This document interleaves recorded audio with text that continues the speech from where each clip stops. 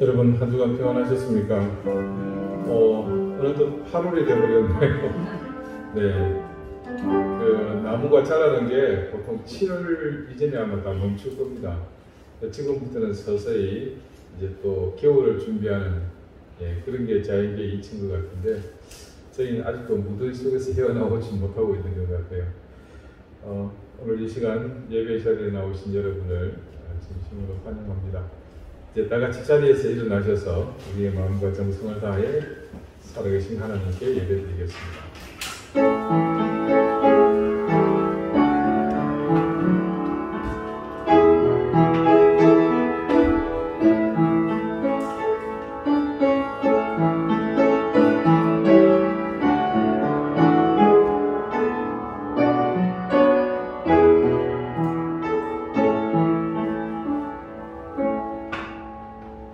믿음이 없이는 하나님을 기쁘시게 하지 못하나니 하나님께 나아가는 자는 반드시 그가 계신 것과 또한 그가 자기를 찾는 자들에게 상 주시는 이심을 믿어야 할지니라.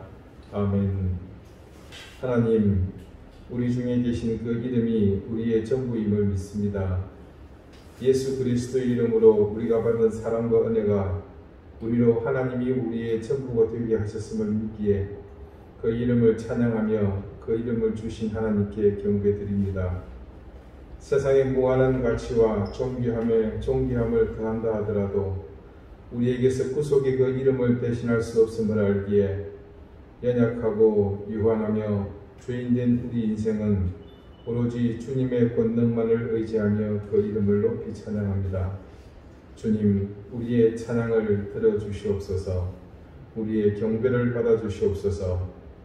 하나님을 우리 인생의 모든 것 되게 하신 예수 그리스도 이름으로 기원하옵나이다. 아멘. 찬송가 3장 함께 찬송하겠습니다.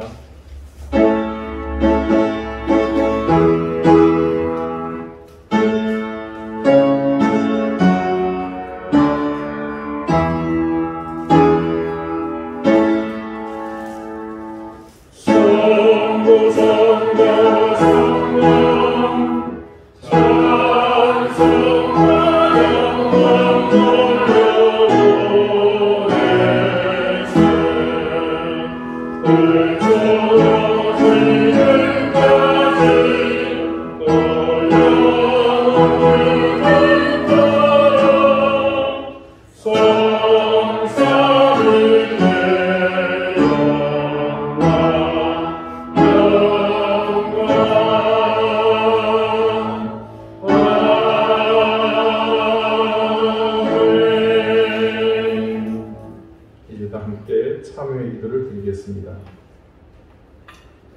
끝없이 참으시고 우리를 기다려주시는 하나님, 언제나 변치 않으시는 자비와 긍휼의 하나님 앞에 지나온 우리의 부끄러운 세월을 돌아보며 사주의 은총을 구합니다.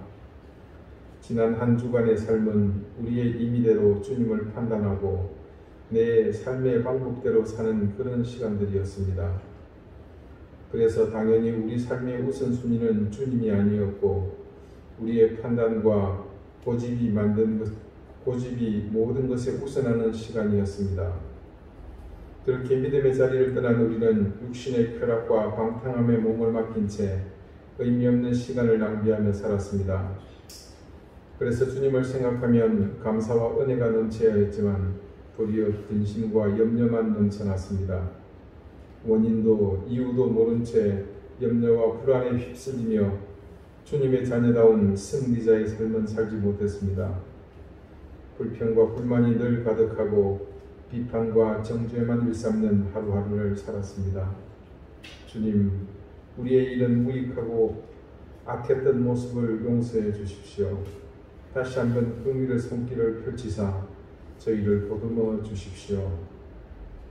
이제는 하나님과 나만이 아는 은밀한 죄를 생각하며 계속해서 침묵 가운데 참회의 기도를 드립니다.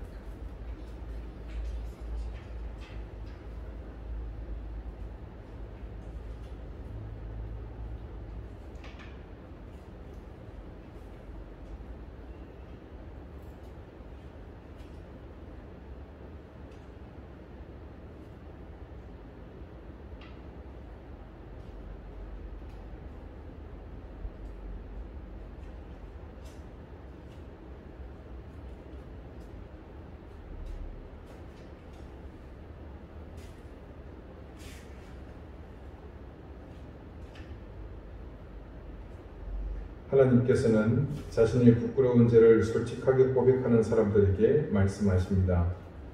하나님께서 구하시는 제사는 상한 심령이라. 하나님이여 상하고 통회하는 마음을 주께서 멸시하지 아니하시리이다. 아멘. 이제는 사도신경으로 우리의 신앙을 고백하오니 나는 전능하신 아버지 하나님 천지의 창조주를 믿습니다. 나는 그의 유일하신 아들 우리 주 예수 그리스도를 믿습니다. 그는 성령으로 잉태되어 동정녀 마리아에게서 나시고 본디오 빌라도에게 고난을 받아 십자가에 못 박혀 죽으시고 장사된 지 사흘 만에 죽은 자 가운데서 다시 살아나셨으며 하늘에 오르시어 전능하신 아버지 하나님 우편에 앉아 계시다가 거기로부터 살아있는 자와 죽은 자를 심판하러 오십니다. 나는 성령을 믿으며 거룩한 공교회와 성도의 교제와 죄를 용서받는 것과 몸의 부활과 영생을 믿습니다. 아멘. 자리에 앉으시기 바랍니다. 이제 다 함께 성시를 교독하겠습니다. 성시는 교독문 21번, 시편 34편입니다.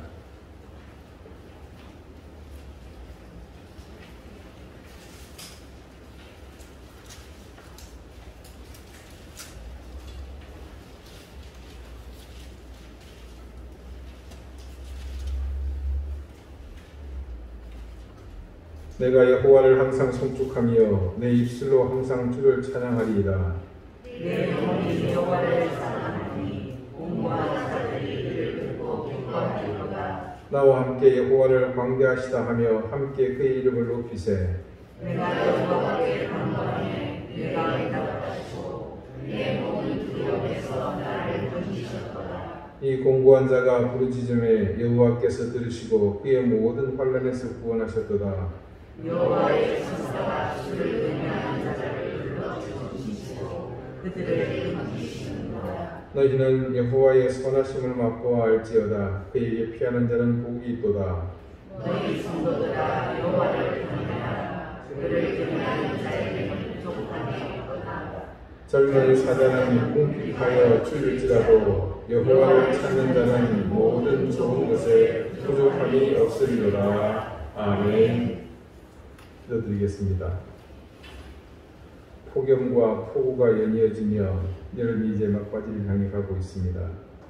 그 가운데 새롭게 다시 전염병의 확산으로 모두 불안해하며 근심 가운데 있지만 저희는 하나님의 전능하신 손길을 지금껏 의지하고 믿었기에 이 위협 속에서도 우리와 동행하시는 하나님을 의지하여 저희는 넉넉히 이 환난을 이길 줄 믿습니다.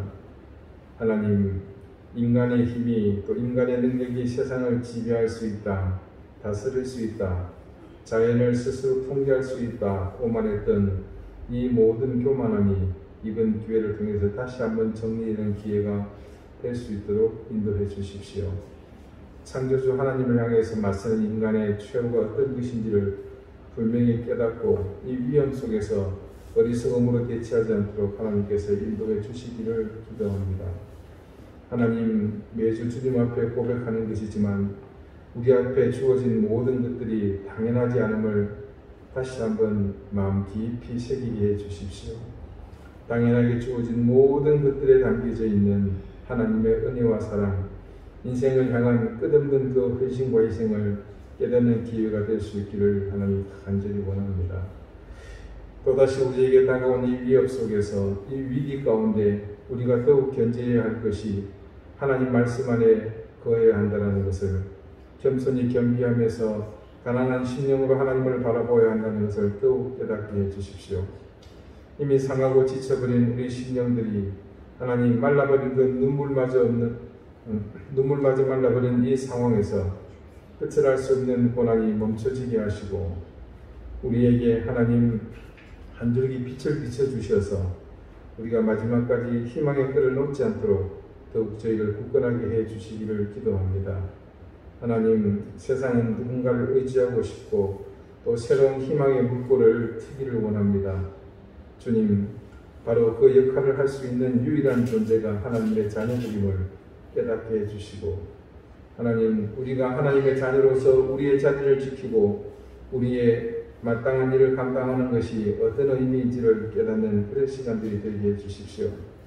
우리가 하나님의 자녀이기에 우리에게 주어진 역할과 책임에 최선을 다하게 해주시고 늘 주님 앞에 소망하는 것이지만 이 일로 인해 우리가 겪어야 할 결핍과 손해에 익숙해지게 하시고 물러서며 양보하며 희생을 각오하는 마음으로 우리 모두 이 가운데 우뚝 서게 해 주십시오. 하나님, 이 위기 속에서도 세상은 불의함을 향해서 끊임없이 내닫고 있습니다. 하나님, 그런 가운데에서 우리가 하나님의 의와 진리를 지켜나가는 파수꾼으로서 우리 사명을 온전히 감당하게 해 주십시오. 지구촌 모든 스포츠인들의 축제인 올림픽이 한 나라의 욕망과 욕심으로 얼룩져가고 있습니다. 하나님, 그 가운데 모여있는 젊은이들이 그런 정치적 의도와 상관없이 이 인류가 하나님의 한 피조물로서 함께 손잡고 나가야 할 것임을 그들이 깨닫고 그곳에서 땀 흘린 젊은이들이 이 미래를 새롭게 이루고 나가는 동량들이 되게 해 주십시오. 이 시대의 모든 교회가 이 사명을 함께 깨닫게 하시며 이제 그 자기 교회만을 위해서, 내 교인들만을 위해서, 내 가족만을 위해서 살았던 개교회주의, 자신만을 위한 신앙에서 탈피하게 하셔서 이 오래된 습관에서부터 자유하며 하나님을 바라볼 수 있는, 그래서 실패하고 후퇴하는 길을 두려워하지 않고 당당히 갈 수 있는 그런 교회들이 되게 해주시기를 구합니다. 하나님, 우리 교회를 긍휼히 여겨 주시옵소서. 시작에서부터 마음 깊은 곳에 깊은 생채기가 나 있습니다.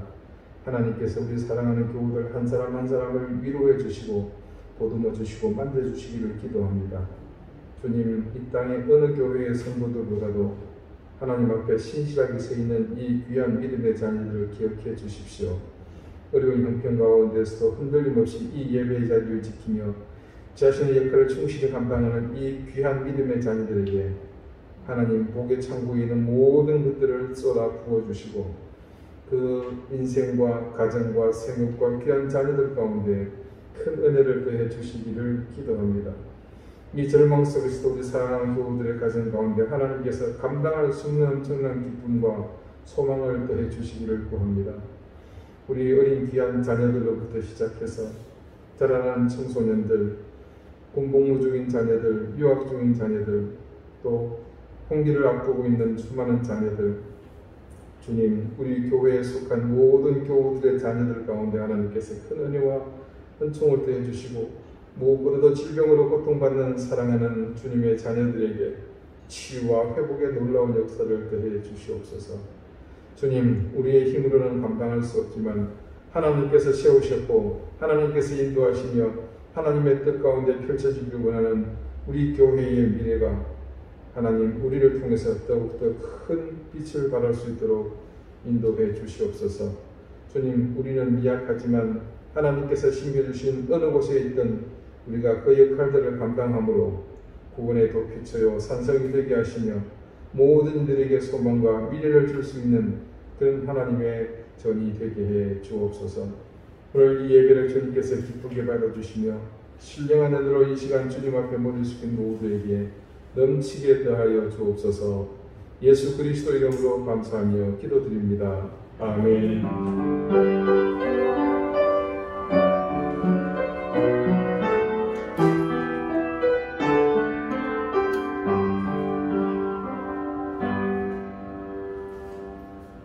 68장 함께 찬송하겠습니다.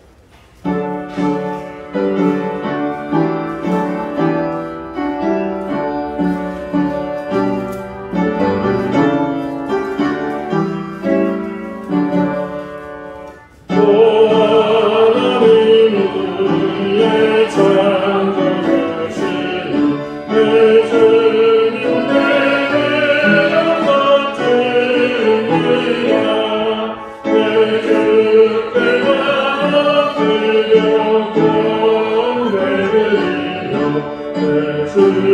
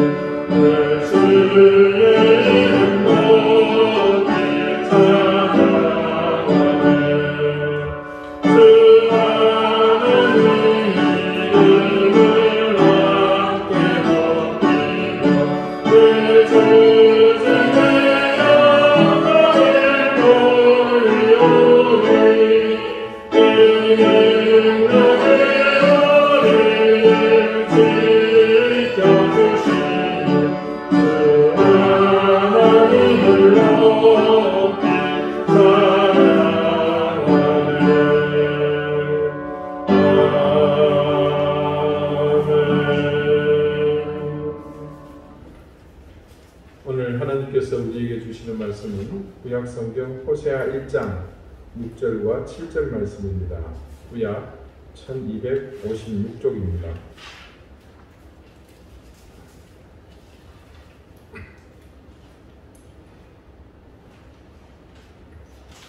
호세아 1장 6절 7절 말씀을 제가 읽겠습니다. 이제 다 같이 자리에서 일어나 하나님의 말씀을 경청하십시오. 고멜이 또 임신하여 딸을 낳음에 여호와께서 호세아에게 이르시되 그의 이름을 로루하마라 하라. 내가 다시는 이스라엘 족속을 긍휼히 여겨서 용서하지 않을 것임이니라. 그러나 내가 유다 족속을 긍휼히 여겨 그들의 하나님 여호와로 구원하겠고 활과 칼이나 전쟁이나 말과 마병으로 구원하지 아니하리라 하시니라. 아멘. 자리에 앉으시기 바랍니다. 하나님께서 이 말씀으로 우리에게 은혜 주시기를 원합니다. 호세아와 고멜 사이에 태어난 첫째의 이름은 이스라엘이었죠. 이스라엘은 하나님께서 이스라엘에게 주시는 구원의 길이었습니다. 그러나 이스라엘 땅에서 예후를 통해 주신 구원의 길에서 그들이 선택한 것은 어리석게도 송아지 우상에 대한 미련이었습니다. 그 우상에 대한 미련이 불씨로 남아서 그로 인해 자란 열매는 예후의 왕조를 다시 이스라엘의 자리로 돌아오게 했습니다. 결국 예후에게 주신 기회를 그들은 바르게 사용하지 못했고 세월이 흘러 이스라엘은 아합 시대보다 더 악한 모습으로 되돌아오게 되었습니다. 오늘은 두 번째 자녀입니다. 딸이죠. 그 이름은 로루하마입니다. 이 이름은 부정적두어 로가 붙어서 만들어진 이름인데 로의 루하마. 그래서 긍휼히 여기다에 부정적두어가 붙어서 긍휼히 여김을 받지 못한다. 그런 뜻이 됩니다. 이스라엘 족속을 긍휼히 여기서 다시는 용서하지 않을 것임이니라. 즉 이스라엘의 신앙에는 더 이상 기댈 것이 없다라는 뜻을 이름에 담고 있습니다. 그래서 하나님은 새로운 대안으로 유다를 통해서 구원하시겠다는 선언을 하시죠. 오늘 이 본문 말씀 중에서 눈여겨보아야 할 곳이 있습니다. 바로 오늘 제목 그들의 하나님입니다. 이 그들의 하나님이라는 말은 호세아가 한 말이 아닙니다. 그래서 이 표현은 문맥상 심각한 오류를 보입니다. 지금 하나님께서 직접 말씀하시고 계신 중인데 듣는 귀를 또 보는 눈을 의심할 만한 표현을 하십니다. 내가 여호와 하나님이 말씀하고 있는데 그분이 내가 아닌 다른 하나님을 통해서 뭔가를 하신다는 것은 전혀 앞뒤가 맞지 않습니다. 여러분, 임장원 목사가 여러분에게 말씀하는데 다른 임장원 목사가 앞으로 여러분에게 목회를 할 겁니다. 뚱딴이가 짓을지 모르겠죠. 그러나 이 말씀은 굉장히 비중 있는 말씀이라는 것을 정황상 여러분이 감지할 수 있을 겁니다. 이스라엘과 유다, 비록 국경을 나누어 서로 다른 나라로서 자신의 왕을 소유하고 있지만 그들은 모두가 야곱의 12아들을 조상으로 둔 한 민족 공동체입니다. 그런데 지금 각기 다른 하나님을 말씀하는 이유가 어디 있겠습니까? 그것은 다른 하나님이라는 존재가 아닌 각기 다른 신앙을 따라 사는 모습 때문입니다. 그래서 하나님은 그들의 모습을 보시면서 그들 속에 있는 자신들의 각기 다른 하나님을 말씀하시고 있는 겁니다. 구약 여호수아 2장 11절에 이런 말씀이 증거되어 있습니다. 우리가 듣자 곧 마음이 녹았고 너희로 말미암아 사람이 정신을 잃었나니 너희의 하나님 여호와는 위로는 하늘에서도 아래로는 땅에서도 하나님이시니라. 이스라엘 백성이 이집트를 탈출해서 광야를 다 지났습니다. 우여곡절 끝에 근 40년 가까이. 그래서 요단강 동편에 도착해서 이제 그곳에서 요단강을 건너 여리고를 점령하기 직전입니다. 그때 2명의 정탐꾼을 보냈죠. 근데 그들이 성에 잠입한 사실이 첩보망에 걸려들었고 이들이 위협 가운데 있었는데 그들을 라합이 자기 집에 숨겨주게 됩니다. 그때 이 여리고 기생 라합이 이 정탐꾼들에게 한 말이 조금 전에 읽어드린 말입니다. 그녀가 정탐꾼을 숨겨주는 자기의 모국 여리고 성에 반역행위를 할 수 있는 이런 강한 큰 일을 벌이게 된 배경에는 바로 여호와 하나님에 대한 지식이 그녀에게 있었기 때문입니다. 라합이 아는 자기 민족의 신은 상천하지의 전능자이신 하나님과는 비교조차 불가한 잡신에 불과한 것을 그녀가 알았기에 그녀는 자신과 자신의 가족을 하나님께 맡기는 것을 여기서 볼 수 있습니다. 그러므로 이제 청하노니 내가 너희를 선대하였은즉 너희도 내 아버지의 집을 선대하도록 여호와로 내게 맹세하고 내게 증표를 내라. 그리고 나의 부모와 나의 남녀 형제와 그들에게 속한 모든 사람을 살려주어 우리 목숨을 죽음에서 건져내라.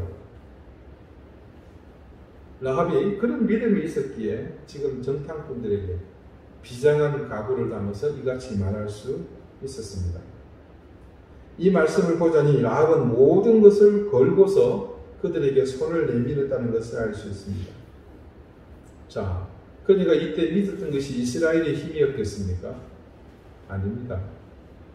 그녀가 믿은 것은 그들의 하나님, 바로 상천하지의 전능자이신 여호와 하나님이었습니다. 그녀는 그들의 그 하나님을 믿었기에 이 같은 모험을 할 수 있었습니다. 또 한 군데를 더 보죠. 다니엘서 6장 20절이 증거하는 말씀입니다.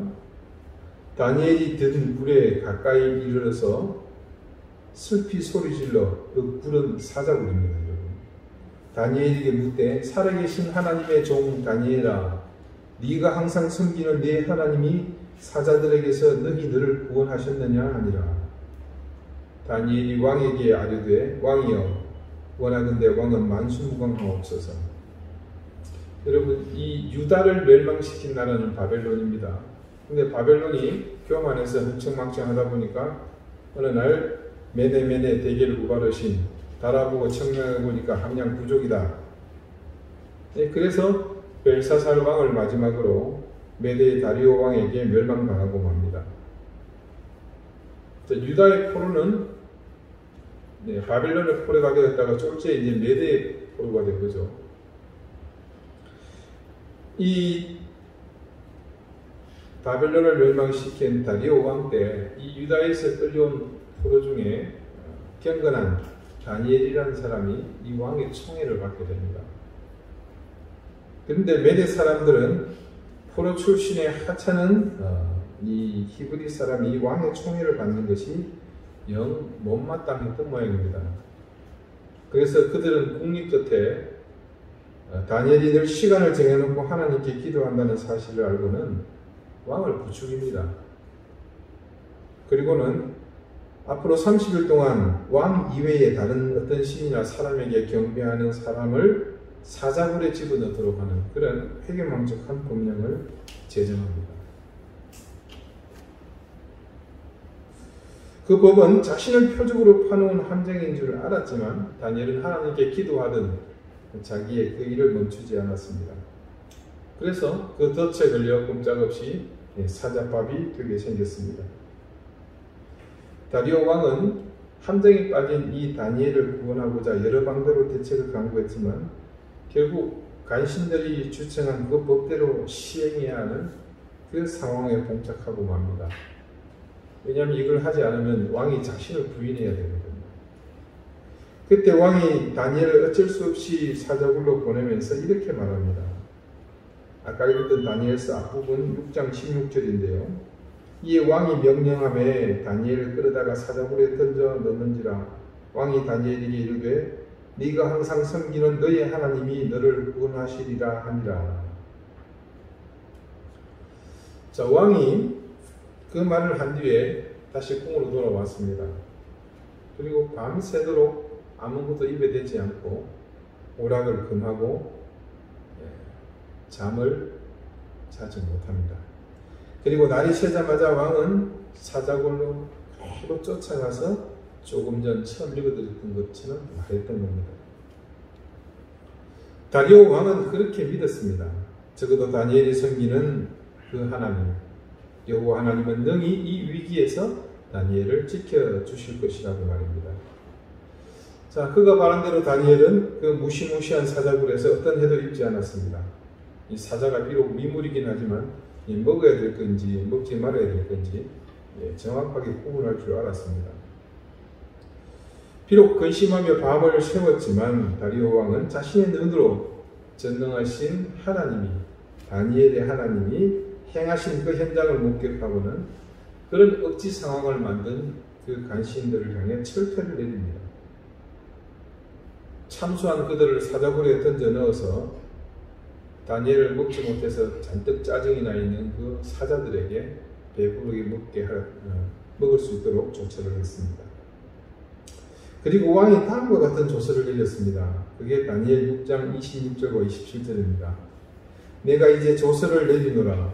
내 나라 관할 아래에 있는 사람들은 다 다니엘의 하나님 앞에서 떨며 두려워할지니 그는 살아계시는 하나님이시오 영원히 변하지 않으신 이시며 그의 나라는 멸망하지 아니할 것이요 그의 권세는 무궁할 것이며 그는 구원도 하시며 건져내기도 하시며 하늘에서든지 땅에서든지 이적과 기사를 행하시는 이로서 다니엘을 구원하여 사자의 입에서 벗어나게 하셨음이라 하였더라.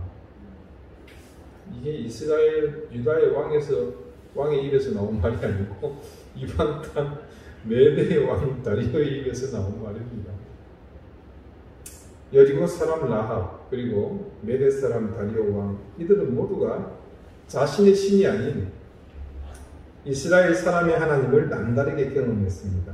그리고 그 하나님에 대한 절대적인 신뢰가 있었습니다. 이들이 그런 하나님을 경험할 수 있었던 것은 정말 특별한 남다른 은혜라고 할 것입니다. 여러분, 모든 이방인이 하나님을 이들처럼 섬긴 것이 아닙니다. 자, 한번 생각해 봅시다. 이스라엘 민족이 그 근동의 한가운데에 자리 잡았잖아요. 주변에 온 나라와 민족들이 다 둘러싸여 있었습니다. 그들과 수백 년을 접촉하면서 살았습니다. 출애굽을 진행하는 과정에서도 그 광야를 지나는 동안 여러 족속들을 맞닥뜨려야 했습니다. 자, 그 과정에서 수없이 많은 이방인들이 이들과 접촉했지만 모두 그들의 하나님을 만난 것은 아닙니다. 한편으로 위의 두 사건처럼 이방인에 의해서 경험된 하나님과 달리 전혀 다른 방향으로 경험되는 그들의 하나님도 있었습니다. 출애굽기 32장 4절에서 증가하는 말씀입니다. 아론이 그들의 손에서 금보리를 받아 부어서 조각 칼로 새겨 송아지 형상을 만드니 그들이 말하되 이스라엘아 이는 너희를 애굽 땅에서 인도하여 낸 너희의 신이라 하는지라. 자, 여러분 이 상황을 아시죠? 우리 큐티 본문이었으니까 모세가 하나님의 부름을 받아서 시내산 정상에 올라갔습니다. 올라가기는 내려올 기미가 보이지 않거든요. 그렇게 되자 백성들이 몰려와서 아론을 탁달합니다. 우리를 인도할 신을 빨리 만들어라. 그 요구에 못 이겨서 아론이 이같이 송아지 형상을 만들게 되었죠. 백성들은 자발적으로 그 모기 운동에 동참했고, 그래서 IMF로 아무튼 그렇게 해서 송아지 형상을 만듭니다.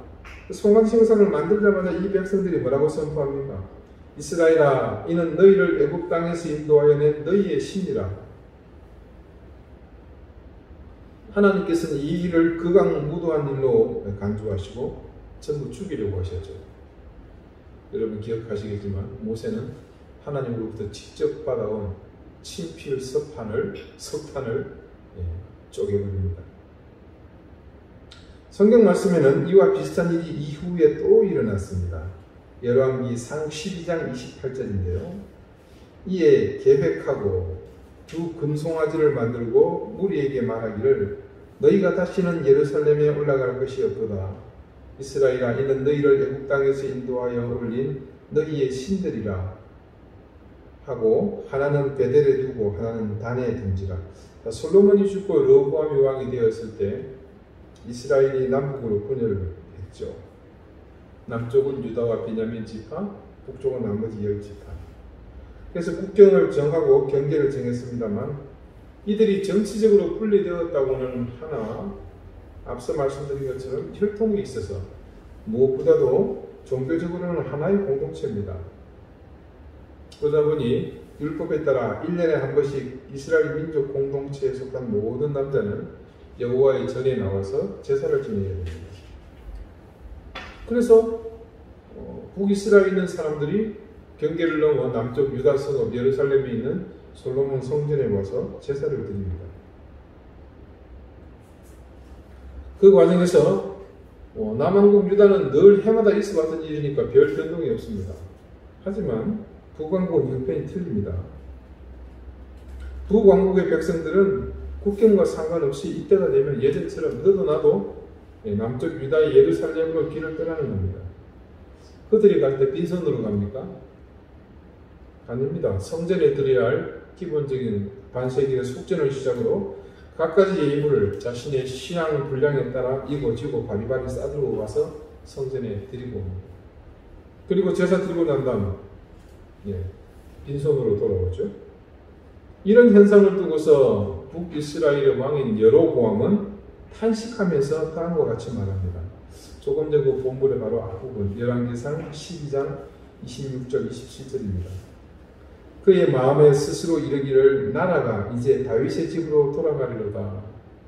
만일 이 백성이 예루살렘에 있는 여호와의 성전에 제사를 드리고자 하여 올라가면 이 백성의 마음이 유다 왕된 그들의 주 르호보암에게로 돌아가서 나를 죽이고 유다의 왕 르호보암에게로 돌아가리로다 하고. 자, 이 말씀 속에 여로보암의 마음이 그대로 드러나고 있죠. 말미에 나를 죽이고 여로보암이 아닌 르호보암에게로 돌아가리로다 라고 극한 표현을 했지만 실제로는 뭡니까? 국부의 유출, 그리고 신앙의 상징으로서 예루살렘에 대한 배척의 의지를 그대로 드러내고 있는 것을 볼 수 있습니다. 그래서 그것을 방지하고자 대책을 마련했죠. 처음 읽어드린 것처럼 송아지 2마리를 만든 겁니다. 하나는 베델에, 하나는 단에. 근데 이 대체 방안이 너무나 악합니다. 자신의 조상들이 광야에서 몰살할 뻔했던 그때의 일을 이 여로보암이 지금 재현하고 있습니다. 송아지 우상을 세운 여로보암의 이런 조치는 하나님을 전면 부인했다는 그런 의미로 볼 수 있습니다. 자, 여러분, 예루살렘 성전은요, 단순히 최초로 지어진 혹은 화려한 건축물로서의 그런 성전으로 이해할 성전이 아닙니다. 예루살렘 성전은 정말 기념비적인 성전입니다. 실제로 하나님이 직접 강림하셨던 곳, 지성소를 가지고 있는 유일한 땅에 있는 하나님의 전이었습니다. 그런 의미에서 볼 때 예루살렘 성전에서 하나님께서 율법을 통해 명하신 제사를 물리적으로 금했다는 것은 여지없이 하나님을 전면 부인했다는 것 위에 다른 해석이 있을 수 없습니다. 그렇게 하나님을 만나러 가는 길목을 가로막고 자신의 손으로 하나님을 만들어 그것을 경배하게 했습니다. 왕이 자신의 권력으로 어떻게 한 겁니까? 하나님과 인간 사이를 좌지우지한 거죠. 자, 지금까지 2명의 이방인의 하나님, 또 2 부류의 이스라엘 사람의 하나님을 만나보았습니다.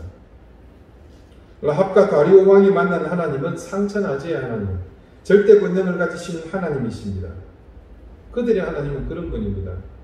그러므로 라합과 다리오에게 있어서 하나님은 자신들이 아는 한 모든 신을 통틀어서 가장 위대한 신이시고, 그래서 자신들이 철저하게 그 앞에 엎드려 그분의 자비를 구해야 한다는 사실을 여과 없이 그대로 고백했던 겁니다. 반면에 신의 산 아래 이스라엘 백성들, 여로보암의 하나님, 그들의 하나님은 라과 다리오 왕이 경험한 하나님과 근본에서부터 완전히 다른 하나님입니다. 그들의 하나님은 한마디로 자신의 편의에 따라 혹은 필요에 따라 움직이는 하나님입니다. 그리고 더 나아가 결정적으로 자신들이 임의로 규정할 수 있는 하나님이었습니다.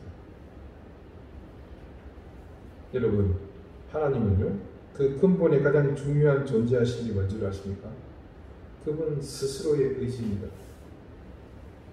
그것이 여탄 다른 잡신 우상과의 절대적 차별입니다. 상대적으로 사실 세상의 모든 신은 인간의 필요에 의해서 생겨났다고 해도 과언이 아닙니다. 자, 제가 한 예를 들어보겠습니다. 이 제주에는 육지에 없는 특이한 이사 풍습이 있죠. 연중에 오직 이때만 이사를 합니다. 소위 신구간이라는 특별한 시간입니다. 그 추울 때. 우리 24절기 마지막이 대한입니다. 제일 먼저 입춘에서부터 시작을 해요. 그래서 이 대한과 입춘 사이에 일주일, 대한 지나고 5일, 입춘 시작되기 3일 전, 그 한 주간을 신구간이라고 부릅니다. 이 신구간은 이 인간 세상에 살고 있는 모든 귀신들이 하늘에 올라간다고 그래요. 천상에. 뭐 제주에 있는 신들만 올라가겠죠. 육지에 있는 신들하고는 얘기가 될 게 없습니다. 그래서 까다로운 귀신들 비위를 건드릴 일이 없으니까 이때 마음껏 이사하고 이장하고 그래도 된다는 겁니다. 인간 세계에 귀신이 잠시 동안 없다? 참 우스운 말입니다. 그런데 그런 의미로 비슷한 것이 있습니다. 이 윤년입니다. 인간 세상은 잘 알지도 못하고 또 지역마다 종류도 다양한 갖가지 귀신들이 있습니다. 그리고 이 귀신들이 인간의 기륭화복에 절대적으로 간섭한다고 사람들이 믿죠. 사방 천지에 귀신들이 득실되니까 인간이 도대체 살 수가 없습니다. 사람이 귀신 등살에 도저히 숨도 제대로 쉴 수 없을 것 같습니다. 그런데 다들 숨 잘 쉬고 살고 있죠. 우습게도 그런 가운데 인간이 숨 쉴 틈이 있습니다. 그게 바로 윤년 혹은 윤달입니다. 자, 지구가 태양을 완전히 한번 공전하는데 1년을 우리가 잡죠. 이게 365일입니다. 근데 실제로 시간은 365일 5시간 48분 46초가 걸립니다. 1년에 5시간 48분 46초가 사실은 남습니다. 그래서 태양력에서는 어떻게 합니까? 이걸 모으니까 4년에 하루 정도가 되죠. 그래서 매년 2월 4의 배수로 되는 해에 2월달은 28일에 하루를 단 29일을 넣고 윤년으로 삼습니다. 그건 서양 사정이고 우리 동양은 태음력을 쓰죠. 그래서 동양의 귀신은 태음력에 따라 움직입니다. 드라큘라나 마녀 같은 이런 분들은 전혀 해당 사항이 없습니다. 태음력은 1년을 354일로 정하고 있습니다. 그러다 보니까 이 계절과 또 여건을 조정하기 위해서 19년에 7번, 참 애매하죠. 평균 5년에 한 2번 비율로 1년을 12달이 아닌 13달로 해서 윤년을 만듭니다. 자, 우리 어르신들 윤년에 뭐 합니까? 이장하고 수위 맞추고 다 그렇게 하죠. 이때 사람들이 귀신들이 이 윤달에는 추가된 과외로 생긴 그 한 달에는 귀신들이 전면 휴업을 하는 겁니다. 그러니까 사람들이 무슨 일을 하더라도 손탈 일이 없다는 거죠. 귀신이 일을 하지 않는다는 겁니다. 그래서 전통적으로 조상의 묘를 이장하거나 수위를 만들거나 또 소위 귀신의 손을 많이 타는 일들을 이때 집중적으로 합니다. 윤달이 되면 묻지도 따지지도 않고 무조건 그냥 하는 겁니다. 이게 얼마나 웃긴 일인지 제가 예전에 말씀드린 적이 있는데 기억하시겠습니까? 귀신들이 매년 하루도 쉬지 않고 너무 힘들게 일하다가 지치니까 혹은 인간들이 귀신들 손 타는 게 너무 힘들어서 도저히 견딜 수가 없어서 귀신 대표하고 인간 대표가 만나서 회담을 했답니다. 우리가 피차 너무 힘드니까 이 윤달 얼마나 좋냐? 이때는 좀 쉬는 걸로 유두리게 서로 편의를 좀 봐주자. 무슨 말 같지 않은 소리를 말같이 지금 하고 있는가 싶어지겠지만요. 이 상황을 한마디로 정리하자면 이렇습니다. 인간사를 간섭하는 귀신은 실제로 자신들이 그렇게 있다고 인간에게 스스로 자신들을 보여주는 것도 아닐 뿐더러 그냥 인간이 자신들의 편의에 의해서 만든 존재라는 것을 여기서 볼 수 있는 거죠.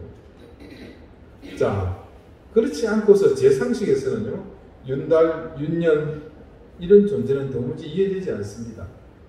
제주의 신구관도 똑같지 않습니까? 도대체 누가 어떤 귀신이 누구에게 이런 사실을 알려줬기 때문에 지금까지 그렇게 잘 지키고 계신지 모르겠습니다.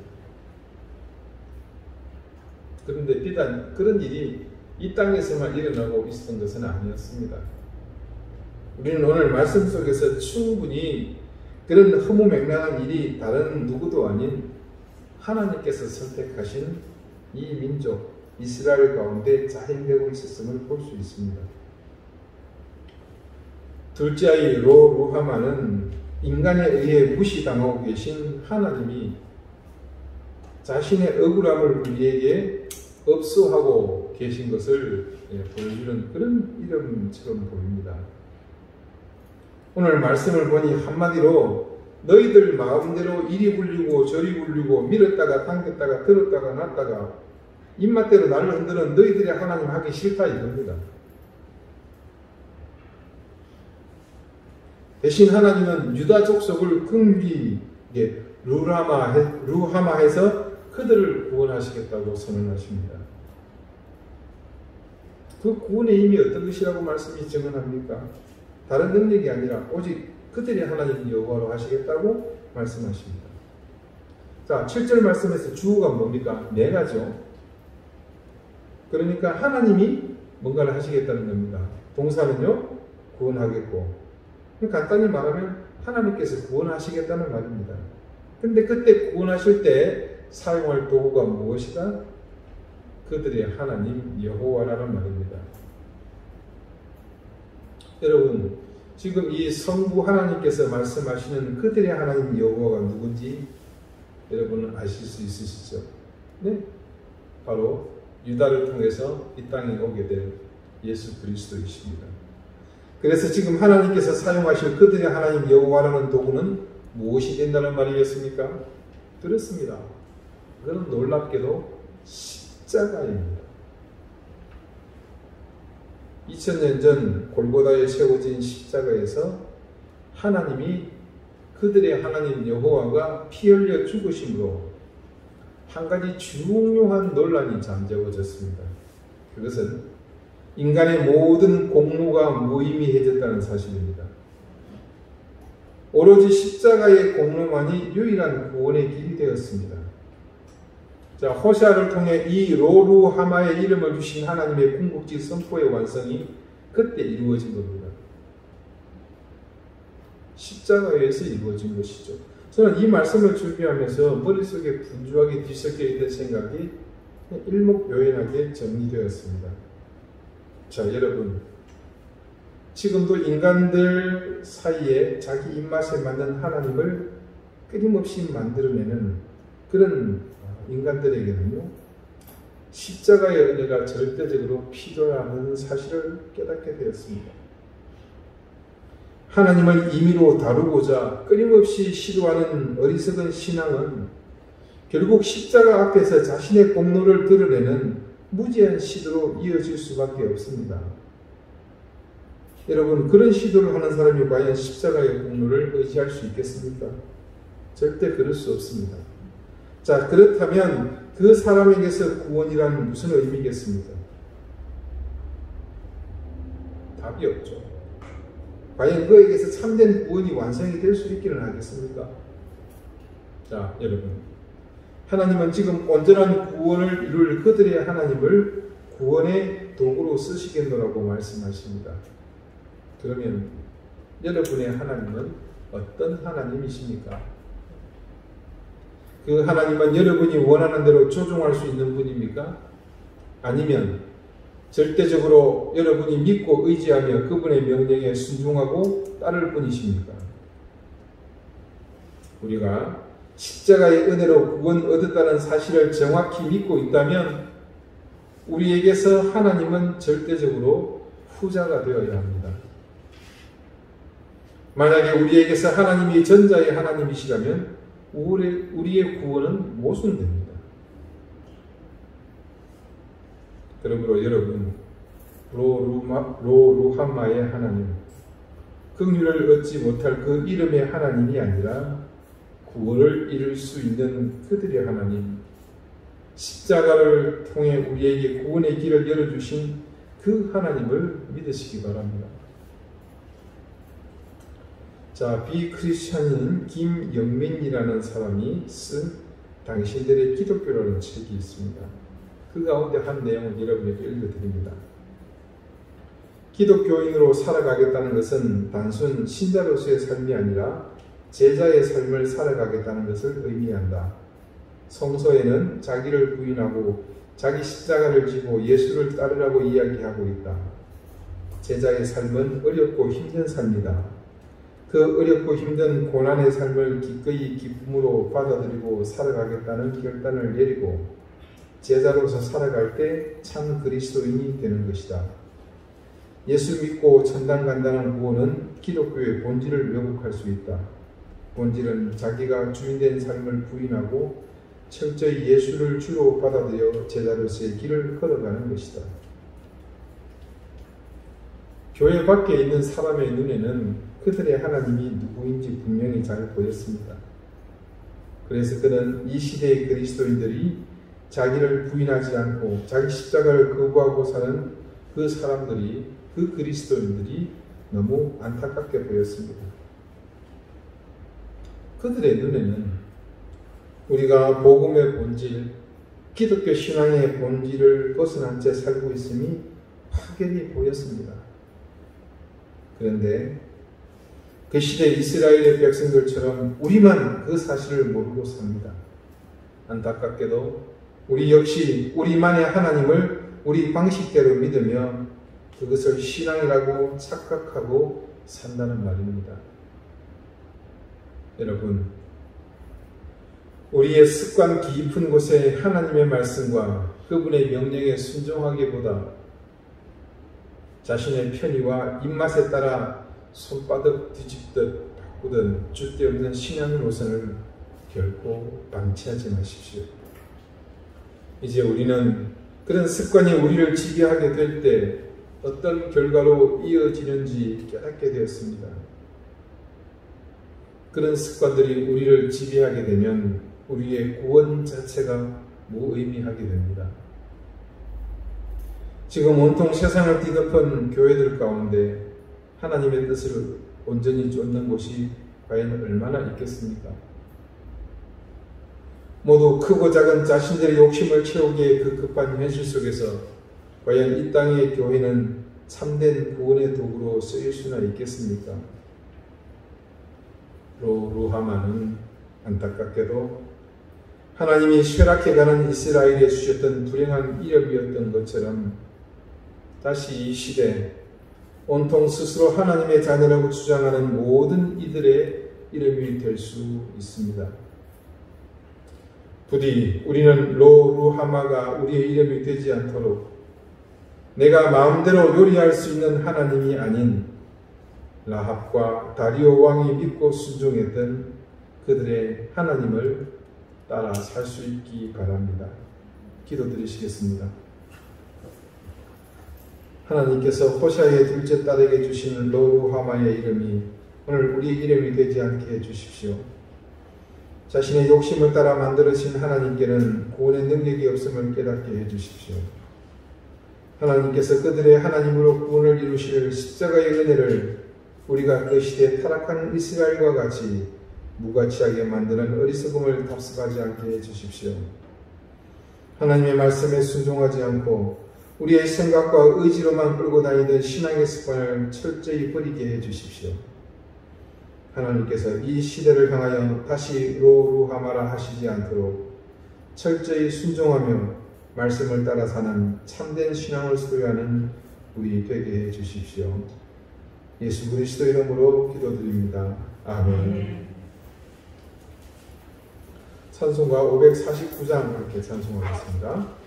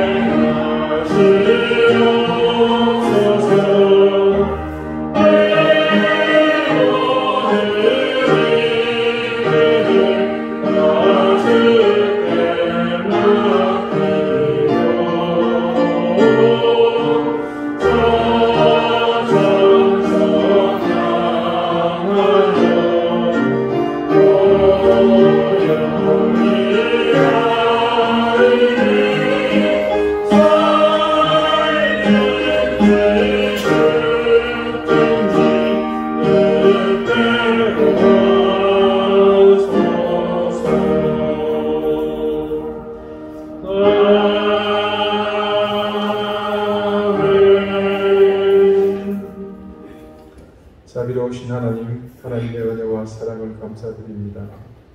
내게 있는 모든 것이 하나님께로부터 왔음을 믿기에 그 고백을 하나님 앞에 온전히 이 예물 드림으로 드립니다.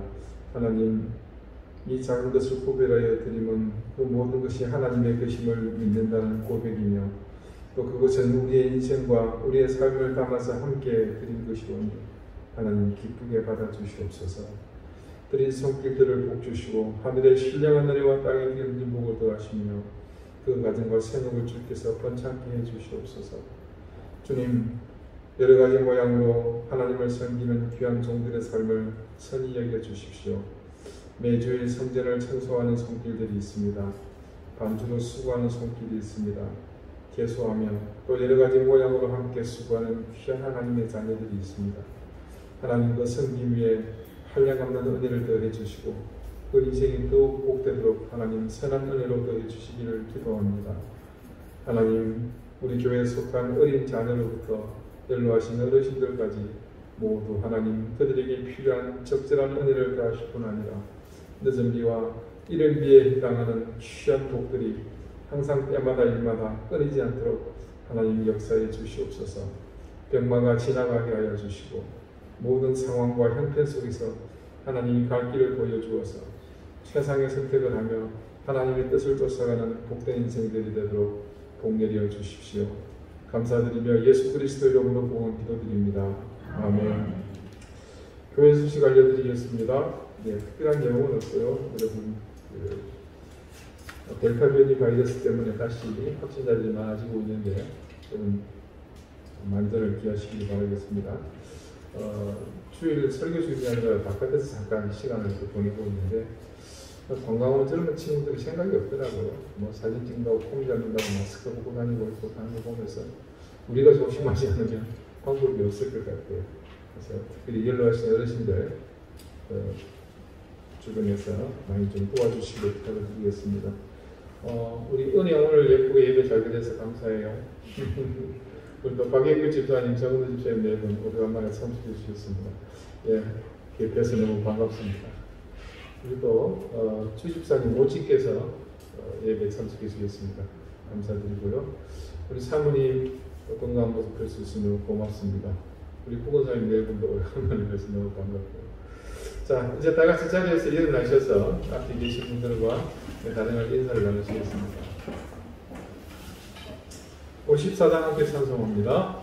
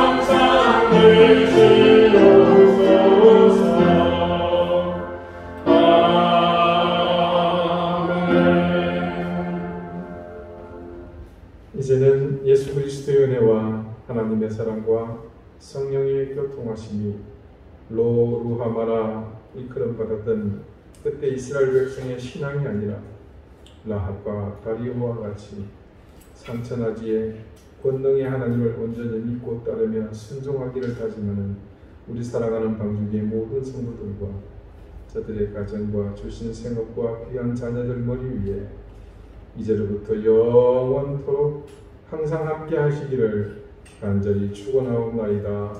아멘.